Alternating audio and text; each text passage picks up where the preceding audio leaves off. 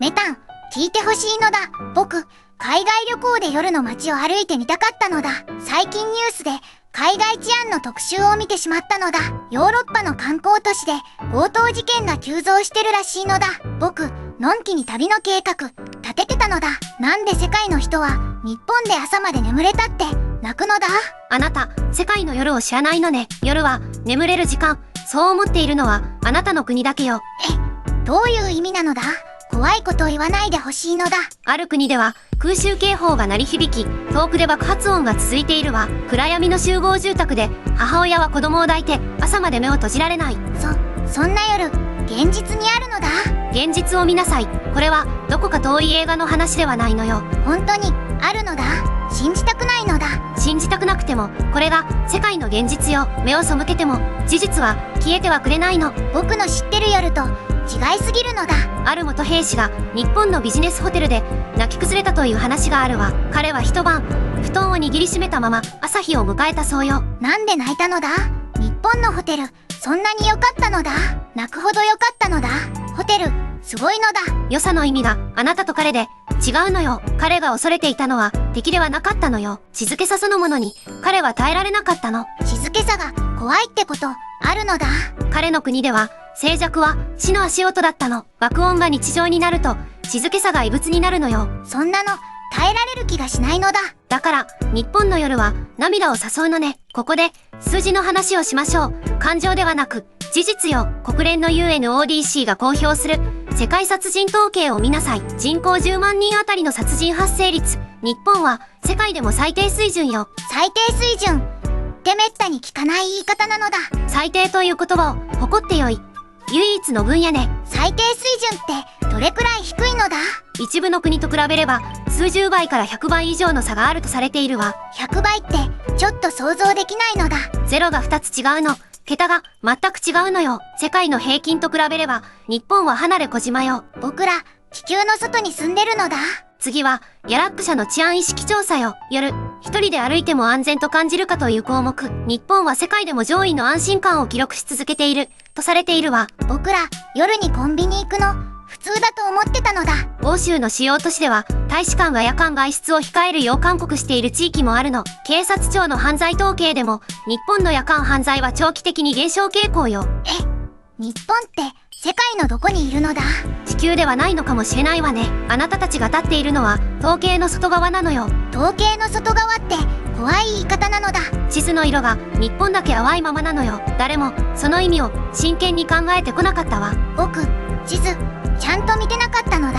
数字だけでは足りないわね。生身の声を聞かせてあげる。ある駐在員がブログにこう書いたそうよ。うちの町では日が落ちたら玄関にチェーンを3重にかける。それが普通だ。夜は家の中でも気を抜けない。バスに乗んなら日没前。それが暗黙の掟だ。日没前って冬は4時とかなのだ。そうよ。夕方4時には街は恐怖に包まれているの。夕方4時ってまだ明るいはずなのだ。緯度の問題もあるけれど恐怖が先に来るの。太陽が沈む前に家へと急ぐのよ。子供を学校まで車で送迎せざるを得ない親の証言もあるわ。子供を一人で歩かせたら翌朝戻ってこないかもしれない。だから毎日車で送る。雨の日も雪の日も仕事を遅刻してでも塾まで一人で行くができないのだ。想像してごらんなさい。それが日常なのよ。僕の父さん、塾から自転車で帰らせたのだ。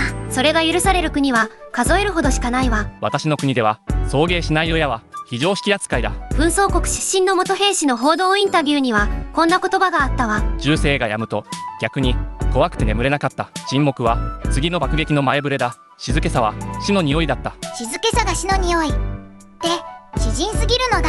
死じゃないわ。彼が舞を感じた真実よ。それ生きてるって言えるのだ。生きるの定義があなたと彼らでは違うのよ。眠れないって体が壊れるのだ。壊れるは心も身体もじわじわとね。睡眠は生きる権利の基礎なのよ。僕らただでそれを持ってるのだ。あなたの普通は世界の奇跡なの。さてここである国の話をしましょう。深夜2時、住宅街、虫の音と自販機のかすかなうなり。静かすぎて逆に怖いのだ。静かすぎる夜が怖いなんて知らなかったのだ。静寂は平和の最後の証人なのよ。それを聞ける耳を持っている者は少ないわ。その怖さこそが世界で最も贅沢な音なのよ。高校生が夜のコンビニで普通なのだ。それが統計の外側の日常風景なのよ。深夜のコンビニ、一人でイートインに座る高校生、参考書を広げ甘いカフェオレをゆっくり飲んでいるわ。あ、僕もやったことあるのだ。世界の大半の国ではありえない光景よ。コンビニで勉強、普通だと思ってたのだ。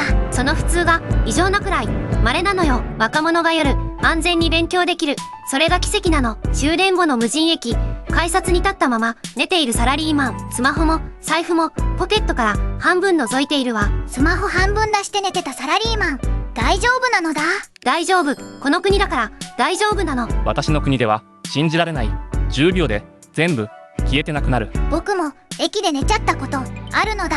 24時間営業の銭湯、脱衣カゴに無造作に置かれる財布と鍵すらかけない文化、それがこの国の日常よ。鍵かけるのめんどくさいのだ。そのめんどくささが世界で許される国はごくわずかなの。うちの玄関よく開けっぱなしだったのだ。それが許される国は地球上でごくわずかなの。私の国で開けっぱなしは1分で家財が消える。1分って早すぎるのだ。夜道を一人で歩く小学生、塾帰りのランドセル姿、親は家で普通に夕飯の片付けをしているわ。それ僕のお父さんもやってたのだ。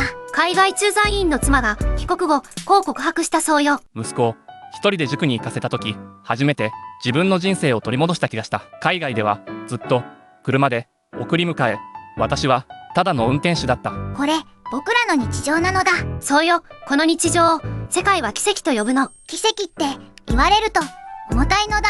重たい、それを知るのが大人の始まりよ。あなたたち、自分たちが何の上に立っているか分かってる？この国の人々は世界で一番貴重な資源の上で居眠りしているのよ。居眠りできるってそれ自体が奇跡なのだ。眠れる、それ自体が贅沢なのよ。世界の大半は欲しくても得られないものなの。僕らその贅沢に気づいてないのだ。ではなぜ日本の夜はこんなにも静かなのかしら。単一の理由では説明できないわ。複数の要因の組み合わせよ。厳しい銃規制、地域コミュニティの機能、交番制度、そして相対的に低い経済格差、それらが絡み合っているの。一個じゃなくて全部なのだ。全部一緒にしないと成立しないのだ。どれか一つ欠ければ均衡は崩れるのよ。治安は総合芸術のようなものなの。そうよ、治安は自然現象ではないの。何世代もの選択の積み重ね、先人たちの静かな努力の結晶よ。先人って具体的に何してきたのだ。毎日の小さな選択を積み重ねてきたの。派手じゃない、でも確実な歩みだったわ。僕先人にお礼を言いたくなってきたのだ。そして覚えておきなさい。失うのは一瞬、取り戻すのに50年かかると言われているわ。一瞬で失うって怖すぎるのだ。そうよ、だから守るのは今なの。あなたの無意識の選択が未来を決めるのよ。僕やっぱり海外移住やめるのだ。こたつで丸まって寝たいのだ。ぬるま湯最高なのだ。